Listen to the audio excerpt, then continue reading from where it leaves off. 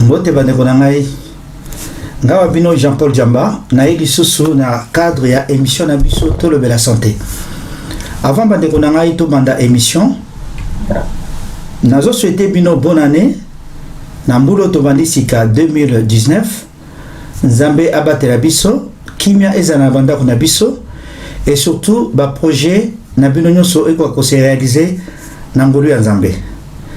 Dona yango bandeko mbulu ebandi ezala vraiment mbula oya santé mbula oya ba projet nyonso se réaliser o bazala misala te bako kozwa misala o bazala ba projet privé bako ko réaliser ngo Nzambe amona bango. Voilà, émission ya lelo bandeko tozozobela insuffisance cardiaque.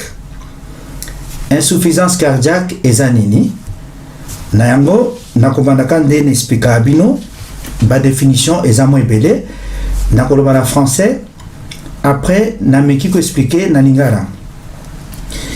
Insuffisance cardiaque ezali maladie chronique, donc c'est une maladie grave chronique et un maladie et bani mingi na batute insuffisance cardiaque pour eza maladie ya malembe mais serait commis grave ne batu ba ko se rendre compte. Donc, la français va commis que c'est une maladie chronique grave. Son mode de découverte varie selon les patients. Pour certains, c'est un essoufflement qui va s'aggraver progressivement. Chez les autres, c'est la présence d'œdème. Donc, aux hommes, ils allaient signe oya kokoma et pas battu. Mais bande konangai na kolingana bandaka kan expliquer la définition. Boye bake motema na biso cœur ezali muscle. Muscle wana ezako pomper makila et nzoto mobimba. Ezu makila o ezangi oxygène après epesiam oxygène et panzi na circulation nzoto mobimba. Donc le cœur est un muscle qui pompe toute la vie le sang de corps humain. Donc il donne à ce sang l'oxygène et le distribue dans tout le corps. Si ce rôle n'est pas accompli, on parle alors d'insuffisance cardiaque. Donc, ndena mesana bino on explique bino physiopathologie. Ndenge nini ete na zoto awa tozolobela motema, ndenge motema ezo marcher, ndenge motema ezo sala bien, na ndenge nini motema ngo oya kokoma maladie. Bandeko na ngai physiopathologie yango wana na explique bino, c'est-à-dire que motema na biso nyonso na état normal ezo récupérer makila, ezo utana na makila o ezang oxygène o ezo utana ba membre supérieur, c'est-à-dire ezo utana mutu na ba maboko na makila o ezo utana ba membre inférieur, o ezo utana ba makolo, ezo utana na foie, ezo utana tube digestif. Makila wana bandeko na ngai soki ye ekoti ekena motema o babengi motema cœur droit. Makila wana ekiti na oreillette, après ekiti na ventricule, côté droit ya cœur. Après ekiti na poumon. Soki makile komi na poumon bandeko na ngai nde ekozwa oxygène. Oxygène wana ekoti na makila. Makila ezongi sikoyo elongo na poumon, ezongi sikoyo ti na oreillette ya motema côté gauche. Ekoti na oreillette wana côté gauche, après ekiti edeki valve babengi mitral, après ekiti na ventricule. Soki komi na ventricule bandeko na ngai ventricule wana siko musa nango ko donc naibité so bozo se rappeler erto sera hypertension ba tension ni nuit balai diastole na systolique. Mais bon bref kaka ke makila komi na ventricule wana seconde est chassé makila à travers musisa na biso amuneno babengi aorte ya onde siko epanzi makila na circulation na zoto mobimba. Voilà, fonctionnement normal ya cœur ya mwana. Mais siko oya kokoma nakaya insuffisance cardiaque ezanini ezake côté ventricule wana ezo kosala sumusana mote yako kozwa makila ebele ko poussa na circulation ezo kokate nde babengango insuffisance cardiaque à partir du ventricule. Sikoyo maladie kokoma ndeni maladie kokoma que comme défaillance il y a ventricule wana ezoko samsana ngote makila siko et bandi ko sala retour, c'est-à-dire que comme les autres pressions les autres cycler et ko kenete makile bando mata na oreillette gauche et zongi ti na niveau ya poumon des signes liboso bateau bazana insuffisance cardiaque bayokaka dyspnée ezali difficulté à respirer. Dyspnée on a dit memaka essoufflement autre komona parmi ba cause. Bon, cause ya wana bande konanga donc dyspnée on a de memaka essoufflement. Donc na ba cause na ba signe il y a insuffisance cardiaque, signe on a ko ba liboso ezali essoufflement paiement. Mais paiement on a sikoyo bazok ta sa on est ba étage. Et bandelo mona o mataka 3 étages sans problème. Après, et comme il peut mater 3 étages, au commun à paiement. Après, qui dit 2 étages, aux autres sauter. Après, premier étage, aux autres coûte comme à sauter. Après, ti paiement on est commis à au vendi, au salaire forte, paiement kaka. Wana signal bosso. Signal mi balé bande qu'on a fatigue. Fatigue ezate fatigue au sali musalato, mais fatigue au lamu kozaka fatigué. Signe à misato o babengi balobeza insidieuse, donc ça s'installe progressivement. On expliquait par rapport à l'étage que bandelo bandi premier troisième au matara bien au commis deuxième aux orokate ti premier aux orokasute. Donc ti est commis na ba périmètre ya marche aux orokasute tambola mingité. Au banako kenene ti na gare na makolo et commis po tambola ta quelques mètres aux orokasute. Mais signe na ba signe na ebisi bino soki signe moko eza brutal. Nde babengi édème aigu du poumon, bato mingi bakotaka hôpital pour na signe wana eza signe à insuffisance cardiaque gauche yangonde et botaka édème aigu du poumon, c'est-à-dire qu'au vandi na mbeto par exemple au lali ozokokate ozolala ya kovanda au vandi autour ya donc au vandi na mbeto na pembe na mbeto, donc comme on dit au bord du lit ozokokakuta respirer te. Donc manque oxygène de makamoupe. Si nous sous bande konanga eza edème ya ba membre. Donc makoloko vimba na ba cheville. Mais ça la pas cité mais vimba. Donc etoni na mai pona problème ya edème ya poumon. Si nous sous ezali prise de poids.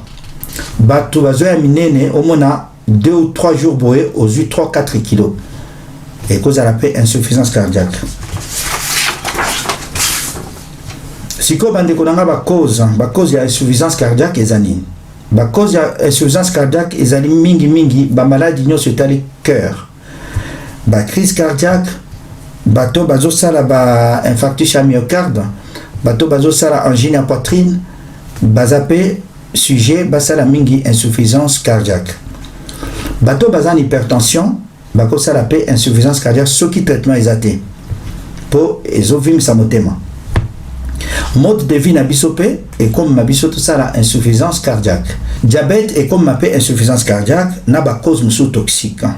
Donc ba cause génétique ezali, ba viral pezali. Pour le traitement bande konanga avant traitement na ko yebisa bino diagnostic. Ndenge nini ba découvrir que moto yo azosala insuffisance cardiaque.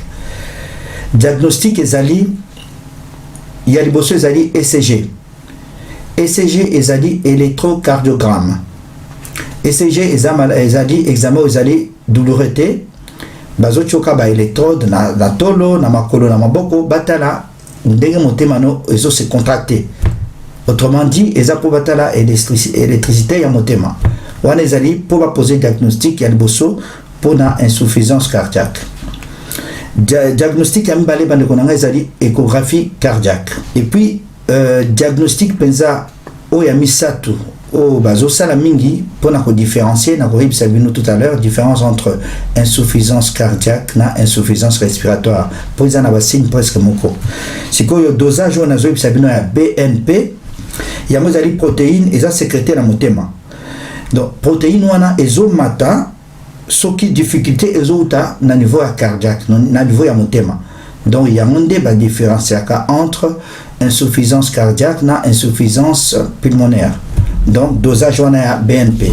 Na yango bandeko différence ya mwana donc signe par rapport à différence entre les deux signe eza na même signe essoufflement na douleur sikoyo na bilan nde bamonaka soki ozosala insuffisance cardiaque BNP eza élevé. Bon badiagnostic mosusu bayoka kosala soki bamoni neti artère moko eza bouché mingi artère oyo ebouchaka cœur eza baartère oyo babengaka artère nourricière, artère oyo eliesaka cœur eza artère coronaire yango ebouchaka mingi. Soki ebouché batechnique ekoma ebele bakoma kotia mwa ressort moko boye stent efungoli nzela batraitement mpe médicamenteux ekoma ebele na yango bandeko soki mwa difficulté ezali mwa mpe mama nini le mieux eza kaka koconsulte monganga na yo. Sikoyo épidémiologie ezali bon, la maladie est encore très peu connue du grand public. Maladie au nazo sabino. Plus d'1 million de patients sont atteints d'insuffisance cardiaque en France. 200 000 hospitalisations l'année, 70 000 décès par an na insuffisance cardiaque. Chiffre nazo sabino na ezali ya mbouloyo.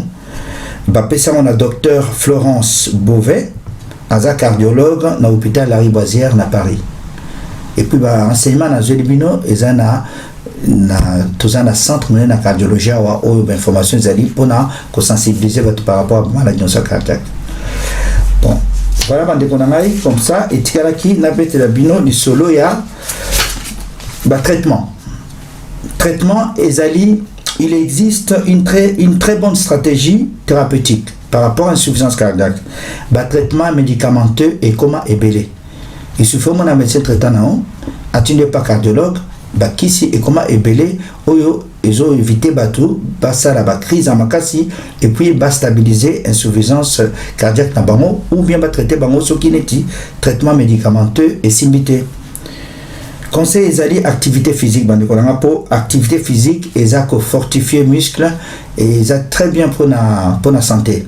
Activité physique bazo senga bino physique à makasité ezaka marche mingi na vélo.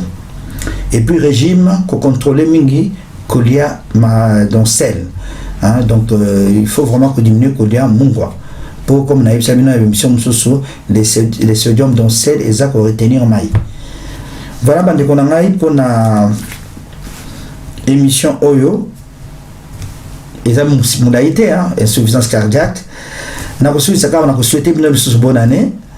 Nous avons asunga ba mabota la bino qui meza na banda kuna bino na kosuki saka nde mama na ngaba na ko bisangai na kitetela papa dembaki de kama nyamase donc nzoto kolongono eleki loso nyama na mbisi bakimeza na banda kuna bino bakimeza na wana mbisi. Merci.